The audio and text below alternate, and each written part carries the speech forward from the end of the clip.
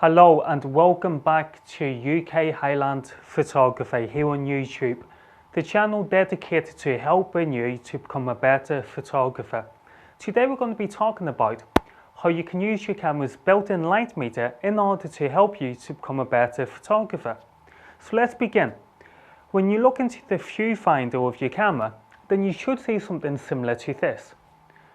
It's normally located at the bottom of the screen. This is your camera's built-in light meter. Working with your camera's light meter is very easy.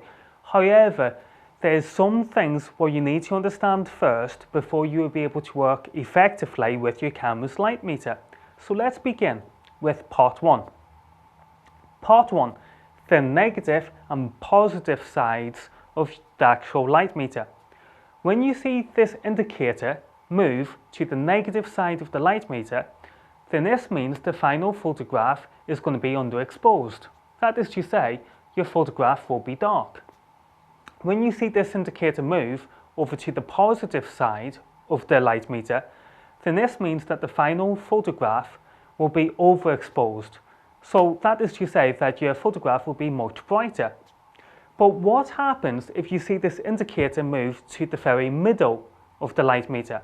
Well, if this happens, then this is the light meter's way of telling you that you're now taking a technically perfect exposure.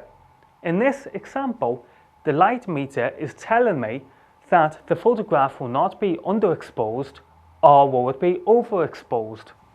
But instead, it is a technically perfect exposure. Now let's move on to the second part.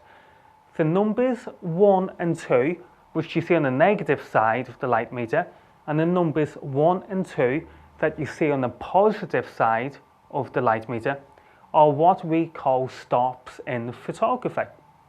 Let me explain this. Let's say that we take this technically perfect exposure, so the indicator is in the middle of the light meter. Now let us say that I open up my camera's aperture and I let in 1 stop's worth of light. Then as a photographer, I know I'm letting in twice as much light than what I did before. Guess what? So does my light meter, because it's now telling me that I've just let in 1 stop's worth of light. Now, this same rule does apply if I worked in the opposite direction. So if I stepped down my aperture by 1 stop, then my light meter would have told me that I'm now working with 1 stop's worth of light less than what I had before. So there you go, guys. There was our introduction as to what is a light meter in photography and how you can work with it. Also, don't worry about the little dots that you see in between the numbers, as these are simply just fractions of a stop. You know, like a fraction of a second. It's just a fraction of a stop, so don't worry about that stuff. Remember to subscribe to our channel, and when you get the time, visit our online shop over at www.ukhighland.com. Also, if you've got any questions, just leave a comment below or email us.